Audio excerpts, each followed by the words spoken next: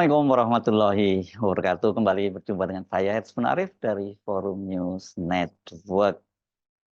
Habib Rizik Syihab, Imam Besar dari Front Persaudaraan Islam atau FPI, kemarin hari Rabu tanggal 17 April 2024 bersama sejumlah tokoh, antara lain mantan Ketua PP Muhammadiyah Profesor Dr. Din Samsudin, mengirim surat ke Mahkamah Konstitusi dan mengajukan diri menjadi amicus curiae atau sahabat pengadilan. Susah banget nyebutnya ya. Tentu saja apa yang dilakukan oleh Habib Rizik Syihab ini merupakan salah satu langkah yang sangat penting yang dilakukan oleh civil society, dan ini merupakan saya kira akan menjadi semacam tambahan keberanian moral dari hakim di Mahkamah Konstitusi untuk berani mengambil keputusan sesuai dengan hati nurani mereka dan juga tentu saja sesuai dengan fakta-fakta yang muncul di persidangan. Dan surat ini disampaikan ke Mahkamah Konstitusi pada pukul 14:19, yakni ini kalau kita lihat berdasarkan catatan administrasi yang diterima oleh Mahkamah Konstitusi. Nah, apa yang menjadi dasar sehingga kemudian Habib Rizik Syihab bersama dengan Profesor Din Samsudin dan beberapa tokoh lainnya itu kemudian mengajukan diri menjadi sahabat pengadilan? Saya bacakan untuk Anda suratnya seperti ini ya. Jakarta 17 April 2024. Kepada Yang Mulia Majelis Hakim Konstitusi Perkara nomor 1 dan 2 /PHPU, Pres /hubung 22 Romawi /2024 di Mahkamah Konstitusi Republik Indonesia, Jalan Medan Merdeka Barat nomor 6 Gambir, Kota Jakarta Pusat, Daerah Khusus Ibu Kota Jakarta 1110. Perihal pendapat sahabat pengadilan dari kelompok warga negara Indonesia. Perkenankan kami, Dr. Muhammad Rizik bin Hussein Syihab atau dikenal sebagai Habib Rizik Syihab, Profesor Dr. Din Samsudin, Kiai Haji Ahmad Sabri Lubis SPDI, Yusuf Muhammad Martak, dan Munarman Sarjana Hukum, seluruhnya adalah warga negara Indonesia, melalui surat ini mengajukan diri sebagai sahabat pengadilan. Kami adalah kelompok warga negara Indonesia yang memiliki keprihatinan mendalam terhadap keberlangsungan dan masa depan negara Kesatuan Republik Indonesia. Utamanya dan pertama-tama adalah dalam tegaknya keadilan yang berdasarkan pada asas negara hukum yang berkeadilan. Dalam kesempatan ini, izinkan kami selaku kelompok warga negara Indonesia sangat berkepentingan untuk ikut serta dan berpartisipasi dalam segala proses untuk menjaga tidak dilanggarnya Konstitusi Republik Indonesia serta terjaminnya keadilan yang dilaksanakan melalui kelembagaan Mahkamah Konstitusi sebagai institusi yang dihasilkan dari rahim reformasi. Adapun pendapat dan masukan serta imbauan kami adalah sebagai berikut. Pertama, Mahkamah Konstitusi sebagai lembaga tinggi negara yang dihasilkan dari rahim reformasi adalah dimaksudkan sebagai guardian of constitution, pasukan penjaga konstitusi yang tugas pokok dan fungsinya adalah untuk mencegah terulangnya praktek-praktek maupun perilaku dari penyelenggara yang melakukan abuse of power atau penyalahgunaan kekuasaan. Adapun kita sebagai bangsa dan negara telah mengalami sebanyak 2 rezim, yaitu rezim Orde Lama dan rezim Orde Baru, yang telah secara sengaja menyalahgunakan kekuasaan, abuse of power, sehingga negara dan bangsa mengalami goncangan ekonomi, shock of mentality, berbagai peristiwa pelanggaran HAM berat, seperti extrajudicial killing, arbitrary detention, konflik berbasis SARA, yang kesemuanya berawal dari penyalahgunaan kekuasaan oleh penyelenggara negara tanpa ada kelembagaan yang mengingatkan dan mencegah, serta mampu menghentikan perilaku dan praktik abuse of power tersebut. Oleh karena itu, kami berharap Mahkamah Konstitusi sebagai kekuatan balancing of power yang merupakan bagian dari trias politika agar dapat kembali meluruskan perjalanan bangsa dan negara ini kembali pada rel konstitusi yang berdasarkan kepada keadilan dan berorientasi pada sebesar-besarnya kemakmuran rakyat serta mencerdaskan kehidupan berbangsa dan bernegara. Kedua, bahwa adalah kewajiban hakim untuk menggali, mengikuti, dan memahami nilai-nilai hukum dan rasa keadilan yang hidup dalam masyarakat, bagaimana telah ditetapkan melalui pasal 5 ayat 1 Undang-Undang nomor 4 tahun 2009 tentang kekuasaan kehakiman. Hal ini berlaku untuk seluruh hakim di seluruh lingkup peradilan maupun tingkat pengadilan di Indonesia, termasuk hakim konstitusi yang mengadili perkara perselisihan hasil pemilihan umum presiden tahun 2024 dalam register perkara nomor 1 dan 2 garis miring PHPU titik pres garis hubung 22 Romawi garis miring 2024. Untuk itu kami berharap agar Yang Mulia Hakim Konstitusi secara sungguh-sungguh menggunakan kewenangan yang diatur oleh konstitusi dan perundangan di bawahnya untuk mencapai tujuan hukum, yaitu berupa tegaknya keadilan dalam kehidupan bermasyarakat, berbangsa, dan bernegara, terjaminnya pelaksanaan dan penyelenggaraan negara yang berdasarkan etika dan tidak memberi ruang bagi terjadinya konflik of interest dalam penyelenggaraan negara di seluruh aspek. Ketiga, kami menilai setelah dua rezim terdahulu, yaitu rezim Orde Lama dan Orde Baru yang telah menyelewengkan kehidupan berbangsa dan bernegara, yang bermula dari adanya konflik of interest dalam penyelenggaraan negara, terlihat tanda-tanda dari penyalahgunaan kekuasaan, abuse of power, dikarenakan adanya konflik kepentingan, konflik of interest dari pucuk pimpinan pemerintahan, yaitu Presiden Republik Indonesia. Dalam sejarah bangsa ini, abuse of power dan conflict of interest ini dilakukan melalui rekayasa peraturan perundangan dan manipulasi otoritas yang berada di tangan presiden telah digunakan untuk mempengaruhi lembaga negara lainnya tanpa mendapat koreksi secara ketatanegaraan. Bahwa putusan nomor 90 garis miring PUU garis hubung 11 Romawi garis miring 2023 Mahkamah Konstitusi yang telah menjadi pembuka kotak Pandora untuk dimulainya berbagai kerusakan pada berbagai sektor kehidupan berbangsa dan bernegara selanjutnya.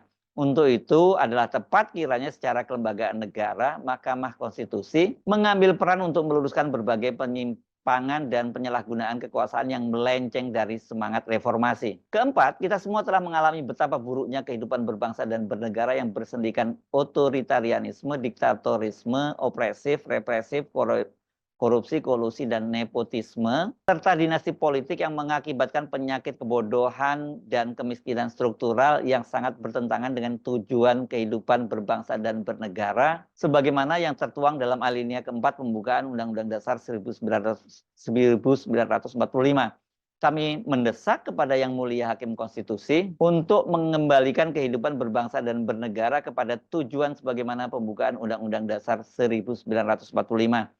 Akhirnya kami sebagai sesama anak bangsa yang memiliki hak yang sama untuk menjaga keutuhan, kesatuan, dan keberlangsungan NKRI tercinta ini mengimbau kepada Yang Mulia Hakim Konstitusi dalam mengambil keputusan untuk menempatkan kepentingan rakyat, bangsa, dan negara di atas kepentingan golongan, apalagi keluarga, serta menempatkan nurani yang bersih dan jernih di tengah penderitaan mayoritas rakyat yang tengah terancam kemiskinan dan kebodohan struktural, maupun negara yang terancam posisinya menjadi negara satelit atau negara penyangga kepentingan negara imperialis dan ekspansif lainnya. Sejarah akan mencatat apakah Yang Mulia Hakim Konstitusi akan menjadi Guardian of Constitution atau Guardian of Group Regimentation. Kami hingga saat ini masih meyakini bahwa Yang Mulia Hakim Konstitusi tetap akan menjadi the Guardian of Constitution. Hormat kami, Dr.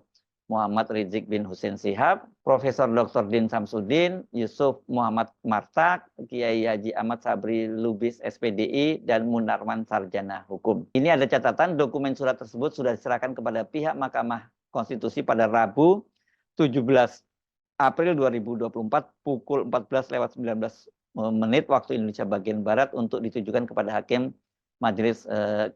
Majelis Hakim Konstitusi perkara nomor 1 dan 2 PHPU Pres garis hubung 22 Romawi garis miring 2024. Nah, ini tentu saja tidak bisa dianggap main-main ya ketika akhirnya Habib Rizik Shihab itu juga turun ke gelanggang gitu ya menyusul Ibu Megawati Soekarno Putri.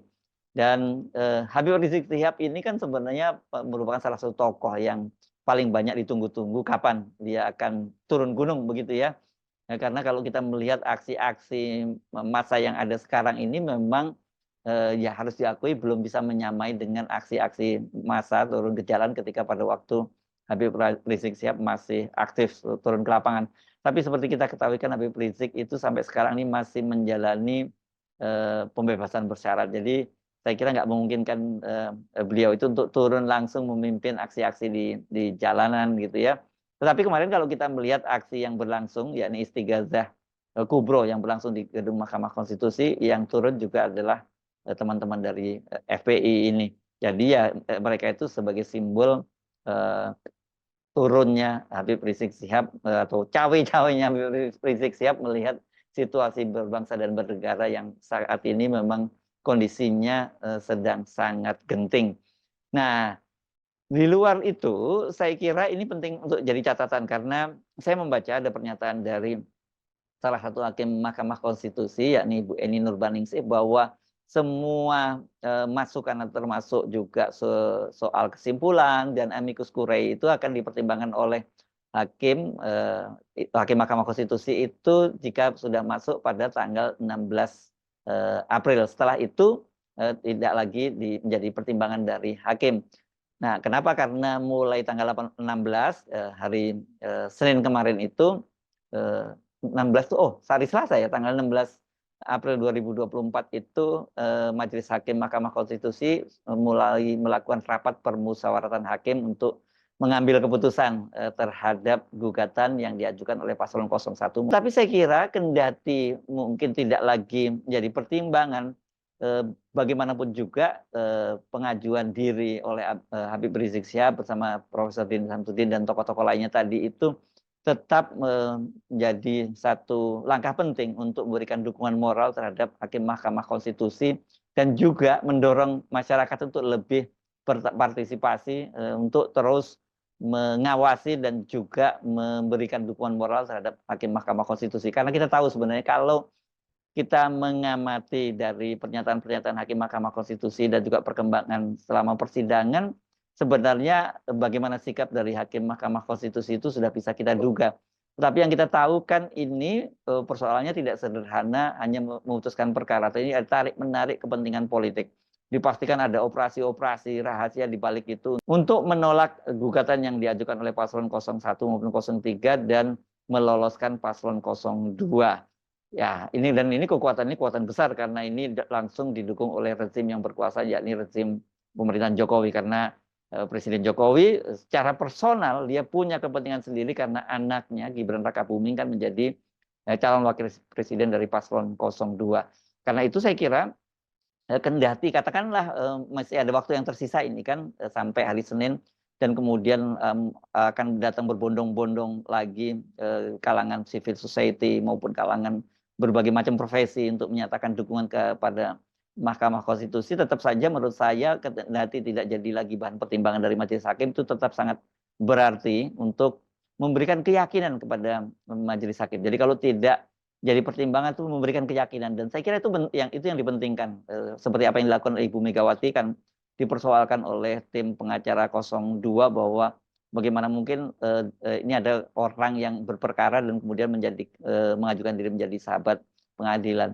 Tapi tetap saja langkah seperti yang dilakukan oleh Ibu Megawati dan tokoh-tokoh politik lainnya itu akan punya arti yang sangat besar bagi majelis hakim di Mahkamah Konstitusi. Karena persoalannya sekarang bukan soal menimbang-nimbang lagi fakta hukum benar atau salah, tapi ini babnya atau judulnya adalah soal keberanian hakim dalam mengambil keputusan.